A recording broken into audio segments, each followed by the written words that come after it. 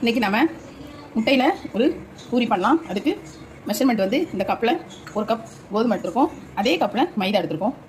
காரத்துக்கு தேவையான அளவு மிளகாத்தூள் சேர்த்துக்கலாம், சால்ட்டு சேர்த்துக்கலாம். இதில் முட்டை அடிச்சு ஊற்றிடலாம். எத்தனை முட்டை உங்களுக்கு தேவையோ அத்தனை முட்டை ஊற்றிடலாம். ஒரு 2 நல்லா மிக்ஸ் பண்ணிக்கோங்க. எவ்வளோ தேவையோ அந்த அளவுக்கு எக்கு போட்டுக்கலாம்.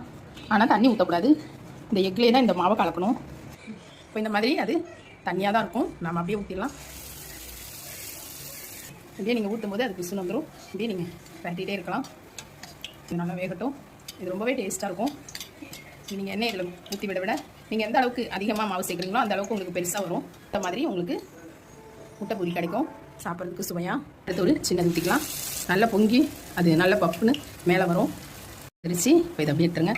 சரி, முறுமுறுப்பாக இந்த எப்படி இருக்கு பாருங்கள், இந்த மாதிரி லேயராக முறுமுறுப்பாக வரும். இதே மாதிரி நீங்கள் ஊற்றி எடுக்கணும். அப்போ நல்லா கிறிஸ்பியாக இருக்கும்.